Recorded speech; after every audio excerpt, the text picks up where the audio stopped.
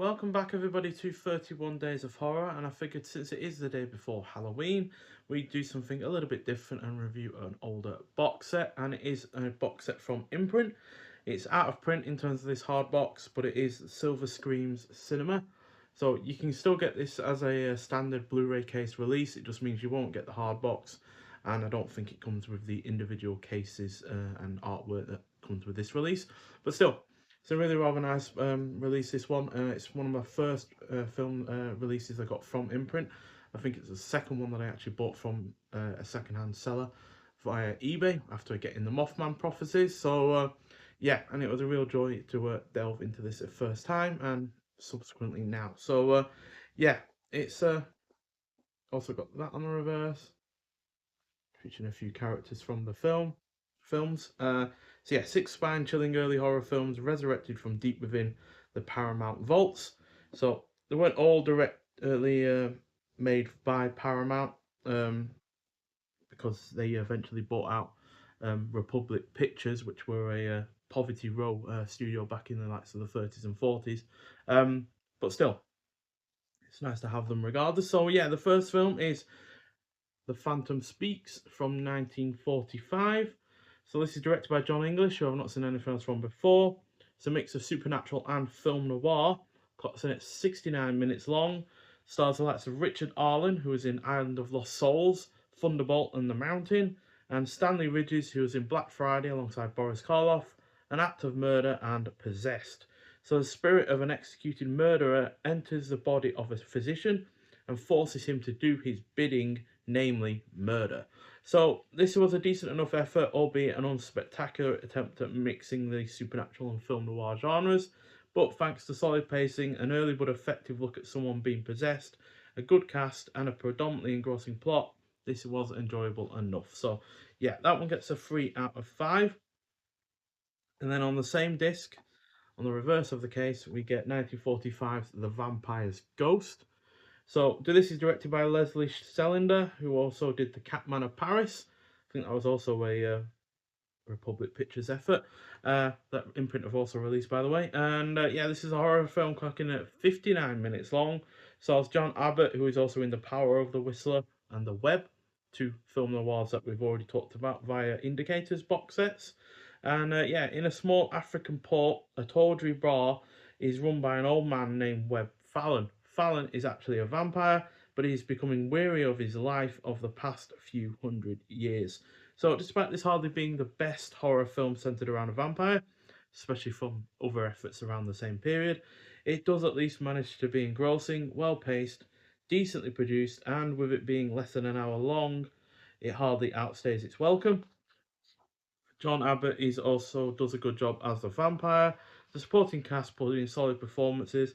I like the setting and it has some effective cinematography, but it does take great liberties with the whole vampire lore. So, for instance, he does go around in the daytime, for instance, albeit with sunglasses on, so maybe the daylight does affect him to some degree. But yeah, he's certainly not burning up in the sunlight, for instance. So yeah, and as far as I can tell from watching the actual film, I didn't see any vampire teeth at all.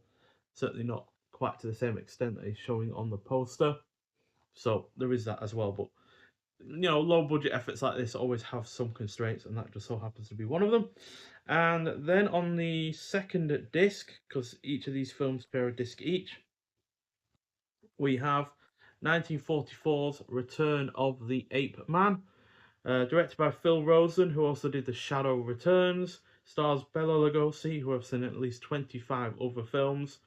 Most famous for the likes of 1931 Dracula, 1934 version of The Black Cat, Island of Lost Souls, and White Zombie. Also stars John Carradine, who I've seen in 30 other films. He was in Lights of House of Dracula, as Dracula himself. Not the best version of Dracula by any means, but still a decent enough film. As well as House of Frankenstein, The Howling, and The Monster Club. So yeah, he'd gone right from the 30s all the way to the 80s as far as his career goes. So definitely someone that's been through many different iterations of the horror genre. So the discovery of a perfectly preserved caveman prompts a mad scientist to attempt a daring brain transplant. So this manages to be a marginally better film over the prior effort, because this is a sequel to The Ape Man, which also starred Bela Lugosi, which is a really, really rather quite poor effort. which is despite the fact that this doesn't actually feature an ape or an ape man, actually a caveman, as I said in the plot synopsis. That said, Bela Lugosi and John Carradine are good together. The production comes across as being an improvement over the previous film. The score is also far less annoying. It is more energetic in its pacing than the first film, and there are more highs than lows to its predictable plot. Unfortunately, it is let down by a lack of excitement, scares, and depth of any kind. So, unlike the previous two, which gave 3 out of 5, this only gets 2.5. Unfortunately, it's just really let down by too many flaws. Unfortunately, and then also on that disc we have Valley of the Zombies from 1946. So Republic had great success with The Phantom Speaks and The Vampire's Ghost. So in 1946, one of they produced a couple more, and one of them was this one. And this is directed by Philip Ford, who I've not seen anything else from before. It's a horror film. Oh, I forgot to say how long Return of the Ape Man was actually. Sorry. Um, that's an hour exactly. So yeah, none of these are particularly long, by the way. So yeah, Valley of the Zombies from 1946, horror film, clocking at 56 minutes long. It's about a woman who falls under the hypnotic spell of a resurrected madman. So this is a charming sub-hour horror film that has a few laughs, a menacing enough villain who definitely seems to be coming across as a knockoff of Boris Karloff, but he's still a menacing enough villain regardless. Has some decent atmosphere, a solid pacing, and engrossing plot. Just don't go expecting any zombies or the of the Romero kind, nor anything that is geographically considered a valley, or any scares, and there is enough enjoyment to get out of this. So yeah, unfortunately, the title is a little bit of a con in a lot of ways, but it is still decent enough as far as a 56-minute film goes. Does cram a lot into that short running time, to be honest, and yeah, at least it's not overstaying its welcome. And then second to last, we have 1957's She-Devil. So this is directed by Kurt Newman, who I've definitely seen the most from any director in this release. He also did Kronos, which was released as a double bill with this film, as well as 1958's version of The Fly, which is definitely his best film, and Secret of the Blue Room. So this is a science fiction horror film, clocking in at 77 minutes long. Stars Marie Blanchard, who was also in Twice Told Tales alongside Vincent Price, Jack Kelly, who was in Forbidden Planet, Black Tuesday, and Cult of the Cobra, and finally Albert Decker, who was in Dr. Cyclops, Kiss Me Deadly, and Suddenly Last Summer. So Doctors Scott and Bach inject the dying Kira Zelas with a formula that saves her life, but also renders her almost immortal and wickedly evil. So released as a double bill, like I said, with director Kurt Newman's other film from the same year, Kronos. This is definitely the better of the two, although it fails to hit the science fiction horror high of his The Fly. That said, this does have a really good premise that is mostly well realised. The cast is really good, especially Marie Blanchard, who's definitely one of the better femme fatales in a sci-fi horror film. It is well paced, has an engrossing plot, solid production value, and some entertaining scenes. Although, if you can tell me where the car crash in that film is taken from, you get one brownie point from me, basically. And then also from 1957, we have The Unknown Terror. So this is the last film in this box set, directed by Charles Marquis Warren, who I've not seen anything else from before. This is a horror science fiction film, clocking in at 77 minutes long, so joint longest with The She-Devil. And yeah, stars John Howard, who was in The Invisible Woman and The Undying Monster, Marla Powers, who was in The Colossus of New York, The City That Never Sleeps, and Outrage, and finally Paul Richards, who was also in Beneath the Planet of the Apes. So a woman leads an expedition into a remote jungle to find her long-lost brother, but instead finds a mad scientist who has created a fungus monster that feeds on the local inhabitants. So this is a surprisingly fun mix of science fiction, adventure, and horror, despite a rather lacking first half. But once our lead character starts spelunking, this becomes really rather entertaining. This is thanks to the production being well done, the setting is used well, the oozing fungus is well executed, there is an effective amount of tension while the cast is good, and there are a couple of decent calypso songs at the beginning. Unfortunately, not being the most engrossing effort to start with does mean that you are waiting for something to actually happen, as it is a little bit slow, but ultimately the payoff is worth it. So Yeah. I do believe I forgot to actually rate a couple of these. So yeah, Valley of the Zombies gets 3 out of 5. She Devil gets 3.5 out of 5, and The Unknown Terror gets 3 out of 5. But as far as favourites go, well, Return of the Ape Man is easily my least favourite. I'd say Vampires Ghost goes into fifth. Valley of the Zombies is no, Phantom Speaks is in fourth. Valley of the Zombies is in third. Unknown Terror is in second, and She Devil gets the first place position. So yeah, overall a decent box set. Obviously there is one letdown in terms of Return of the Ape Man. Certainly doesn't get beyond its limited production value, and certainly isn't as good as a film with Bela Lugosi and John Carradine should be, especially from the 40s, which was clearly part of their heyday.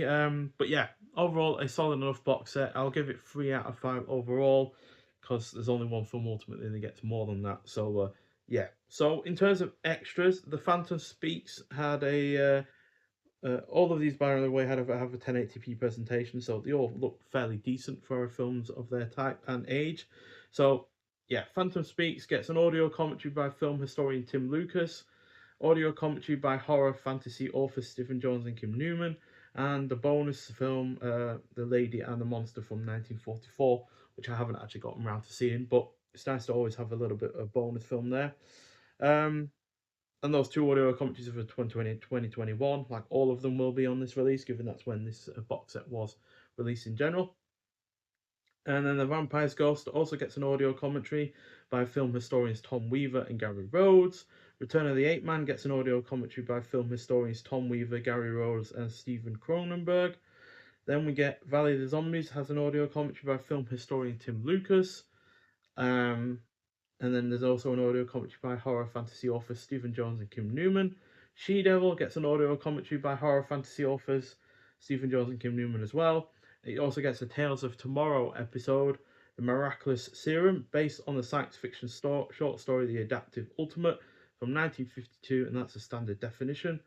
And then we get Escape, a radio anthology episode from The Adaptive Ultimate from 1949. So yeah, the basis of She-Devil has obviously had a couple of adaptations in the past, but it was the first film to actually be based on the novel or the short story even. And then The Unknown Terror gets an audio commentary as well by horror fantasy authors Stephen Jones and Kim Newman. So yeah, they all get an audio commentary, but there are a few there that get a little bit extra than that. But still, overall, that's a fair decent amount of extras for this box set. Obviously, we've had box sets even more recent than this one that have had some films that have had no extras at all. Only have to look at one of the Tales of Adventure box sets, for instance, with Valley of the Dragons, which had no extras at all. So, yeah, it's nice to see that all of these films do have an extra. I will look forward to eventually getting around to the bonus film that is on The Phantom Speaks. But still, it's a solid box set, especially if you're looking to get into your 40s and 50s horror films, and you're after something a little bit on the shorter side of things to ease your way into that. Because at the end of the day, all 6 of these films come to a grand total of only 6 hours and 41 minutes. So you could literally do all 6 of these films in an afternoon, and you'd basically be all right and seeing them all, and not really wasting any of your time. So yeah, excellent box set. Unfortunately, it did get a little bit wear and tear on it from it being a second-hand release, so it's not in perfect condition, this, but still, if you can find it second-hand with this hard box and these cases, then yeah, you will have the best edition of this release. But like I said, it is currently on sale on Imprint for only about 30 or so pounds. And even though you don't get the hard box or the cases, you still are getting the 6 films and the extras included. So yeah, I feel it's well worth it, especially if you're into these kind of films, know what you're getting in for, and don't expect absolute greatness, quite frankly. So yeah, nonetheless, so if you have seen any of these films before, I'd like to hear your thoughts on them. But thank you for watching. Hope you have a happy Halloween, and I'll see you in the next one. Bye.